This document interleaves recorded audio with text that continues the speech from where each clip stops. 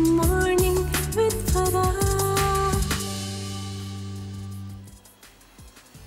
Welcome back ATV morning with फरा में खुश आमदीद। आज हम बात कर रहे हैं अपने इस आज़ाद मुमलिकत पाकिस्तान इस्लामी जमहूरिया पाकिस्तान की आज़ादी की जो एक तारीख़ है पस मंज़र और उस हवाले से। और डॉक्टर बासित मेरे साथ मौजूद हैं। डॉक्टर बासित ने हमें बताया है कि पाकिस्तान में या इस ख़ित्ता-ए अर्ज़ में जिसे हम बरसग़ीर पाक व हिंद कहते हैं, वहाँ पर इस्लाम की आमद से लेकर 1857 तक की तारीख़ में क्या उतार चढ़ाव जो है वो हमने देखे हैं। अच्छा डॉक्टर साहब, जब ये आ गया कि साजिशें, फितने, जंगें और बिलाखिर 1857 की जंग आज़ादी जो है वो होती है और मुसलमान जो हैं वो शिकस्त खा जाते हैं और अब अंग्रेज़ों का यहाँ पर राज है, फिर क्या सूरत हाल तब्दील होती है और फिर क्या सूरत हाल बनती है जो कि पाकिस्तान की तरफ जो है लीड करती है?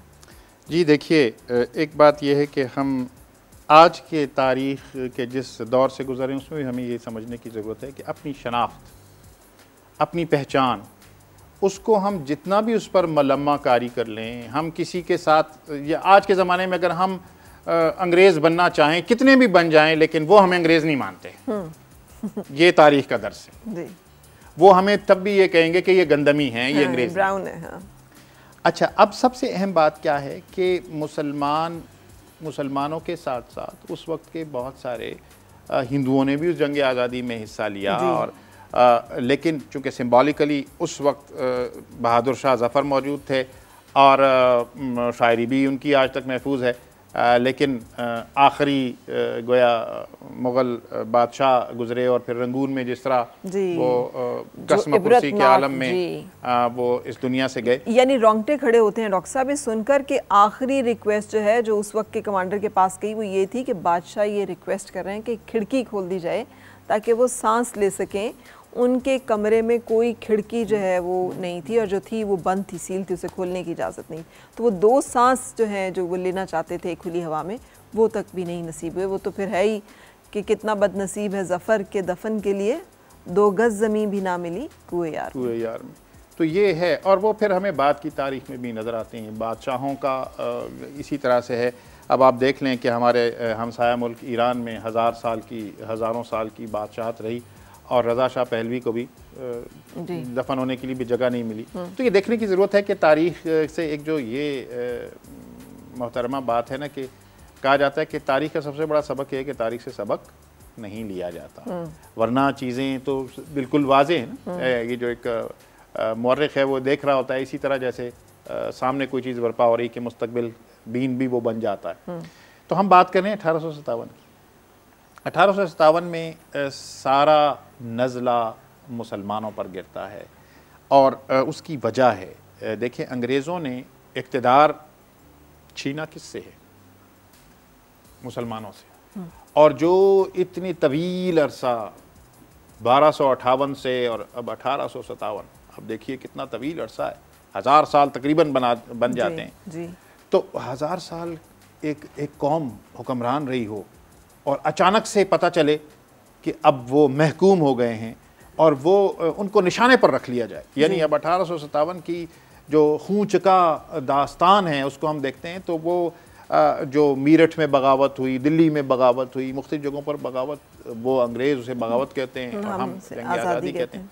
तो वो तोपों के सामने रख कर गोलों से उनको उड़ाया गया और मुसलमानों को, और उसमें ज़ाहिर है कि वो जो फांसी घाट थे वो कम हो गए थे और वो यानी दरख्तों के साथ उनको सूली पर चढ़ाया गया और जलावतन किया गया और काला पानी भेजा गया और ये सारी दास्तान थी। इसका असर क्या हुआ मुसलमानों पर, ये बात बहुत अहम है आज के ज़माने में भी समझने की।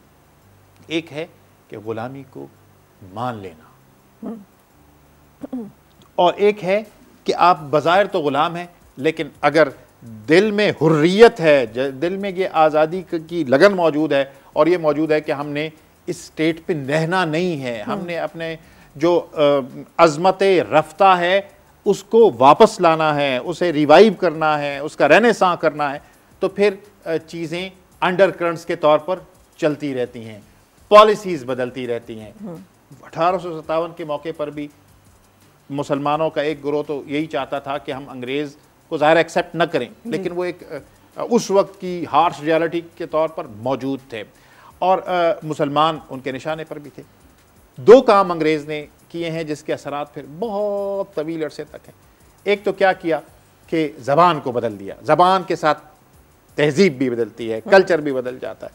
इतने तवील अरसे से 800 साढ़े 800 साल से फ़ारसी ज़बान जो है वो कोर्ट की ज़बान थी, मुल्क की ज़बान थी, दफातर की ज़बान थी और मुसलमान ज़्यादा फ़ारसी के साथ अटैच थे। तो क्या था, सारी लुक्रेटिव पोजीशंस जो थी वो मुसलमानों के पास थी। सारे लुक्रेटिव बिजनेस जो हैं उनमें भी मुसलमान मौजूद थे। बैक जुम्बिश कलम जब फ़ारसी ख़त्म हो गई और उसकी जगह अंग्रेज़ी आ गई तो मुसलमान तो इससे नाबलद थे।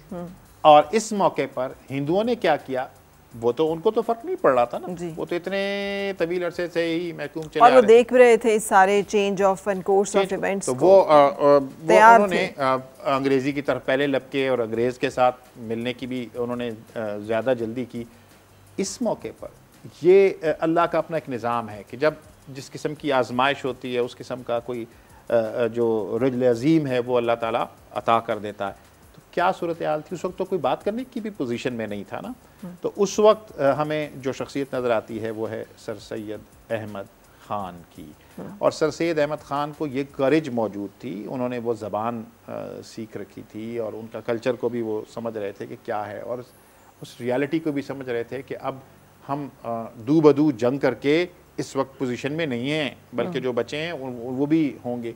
और उसके लिए उन्होंने एक तरीका इख्तियार किया। 1857 में जहाँ जहाँ बलवा हो रहा था वो बजनौर में थे उस वक्त, और उस वक्त उन्होंने वहाँ पर जो एक उनकी किताब भी है तारीख़ सरकशी बजनौर, वो उसमें ख़ुद भी वो बयान करते हैं और ये भी कि वहाँ अंग्रेज़ फैमिलीज़ जो हैं उनको उन्होंने बचाया और सारा कुछ किया। एक यानी उन्होंने अपना रैपो डेवलप किया अंग्रेज़ों के साथ।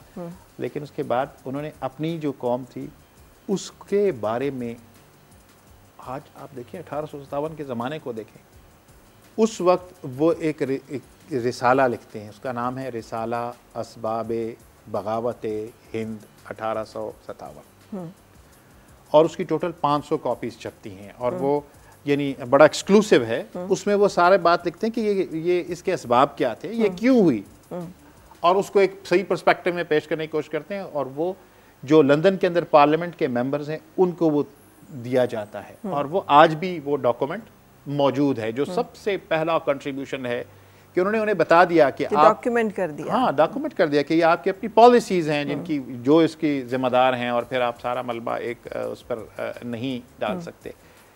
सर सैयद अहमद ख़ान एक मसीहा के तौर पर आते हैं, बज़ाहिर तो उन पर फतवे भी लगते हैं, बज़ाहिर लोगों को उनसे एतराज़ भी होता है, उसकी शायद कोई बुनियाद भी होती हो, लेकिन आज तारीख़ को जब हम देख रहे हैं खड़े होकर तो वो क्या है, उन्होंने ये चाहा कि मुसलमान उलूम की जानिब आएँ, मुसलमानों के अंदर जो कमी थी उसको पूरा करें। और उन्होंने सबसे पहले ये कि साइंटिफिक सोसाइटीज़ की बुनियाद रखी मुरादाबाद में। और उसके बाद क्या था, उस साइंटिफिक सोसाइटी, देखें एक तो उस ज़माने में इस सोच को समझें कि साइंटिफिक सोसाइटी क्या था, साइंसी उलूम की कुतुब उनको तर्जुमा किया जाता था। और इस साइंटिफिक सोसाइटी ये सिर्फ मुसलमानों के लिए नहीं थी, उसमें अंग्रेज़ भी शामिल थे, हिंदू भी शामिल थे, मुसलमान भी शामिल थे। वो चाह रहे थे कि इल्म को फ़रोग़ दिया जाए जी। और इल्म को फ़रोग़ देने के लिए उनके यहाँ ये तसव्वुर इब्तिदा में सर सैयद अहमद ख़ान में नहीं था कि मैंने सिर्फ मुसलमानों को ये देना है, वो पूरे हिंदुस्तान को उस वक्त आगे लेकर जाना चाहते थे।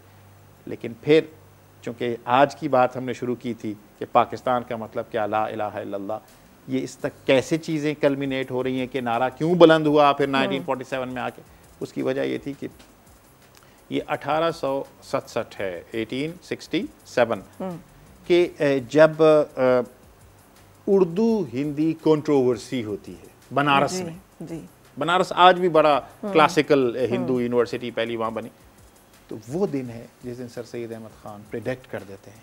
वो कहते हैं कि मुझे नहीं लगता कि अब ये दो कौमें ज़्यादा अरसे तक इकट्ठी रह सकेंगी। कब कह रहे हैं? 1867 में। उसके बाद से वो ये उनका फोकस हो जाता है कि अब यहाँ के जो मुसलमान हैं उनकी तालीम पर ज़्यादा ज़ोर दिया जाना चाहिए। अच्छा, यहाँ तक हम रुकेंगे, बाकी का जो एपिसोड है वो हम कल इंशाल्लाह कल के प्रोग्राम में लेके चलेंगे। एक बात सिर्फ मैं, अब हमारे यहाँ पर जो डिस्कशंस होती हैं वहाँ पे कहा जाता है कि जी अहमद शाह अब्दाली जो है ये लोग तो हमला आवर थे, जो हमला आवर होते थे हिंदुस्तान पे, लूट मार की गर्ज से आते थे, ये स्कूल ऑफ थॉट बड़ा इसको भी फ़रोग़ दिया जाता है। एज हिस्टोरियन आपका क्या पॉइंट ऑफ व्यू है इस बारे में कि हमें अपने हीरोज़ को आइडेंटिफाई करना, उनसे रिलेट करना और तारीख़ का सही पर्सपेक्टिव जो है हमें होना चाहिए हमारे पास? जैसे मैंने प्रोग्राम के दौरान भी बात की कि अपनी शनाख्त को पहचानना चाहिए जी। हमारी एक शनाख्त है और हमारी शनाख्त यकीनी तौर पर आप देखते हैं कि नबी करीम सल्लल्लाहु अलैहि वसल्लम के ज़माने में भी एक शख्स अजीज़ है, रिश्तेदार है, खूनी रिश्ता है, लेकिन एक कलमा पढ़ लेता है तो वो एक तरफ हो जाता है और जिसने कलमा नहीं पढ़ा हुआ दूसरी तरफ हो जाता है। इसका मतलब है कि कोई बड़ी डायनामिक चेंज आ जाती है। तो हमें उस डायनामिक चेंज को समझना होगा। और आज के इस सेगमेंट को मैं इस जगह पर ख़त्म करना चाहूँगा कि मेरा एक तारीख़ के तालिब इल्म होने की हैसियत से ईमान है कि अगर हम पाकिस्तान को यकजा रखना चाहते हैं, पाकिस्तान को मजबूत रखना चाहते हैं, तो वो नज़रिया पाकिस्तान ही उसकी बुनियाद है। और नज़रिया पाकिस्तान यकीनन इस्लाम है। और इस्लाम का सही पर्सपेक्टिव अगर हम समझ जाएंगे, और जैसे आपने इंट्रो में ये बात कही थी कि फिर लोगों को इस बात की आज़ादी हो कि वो जिस चीज़ को प्रैक्टिस करना चाहते हैं उसको प्रैक्टिस कर सकें।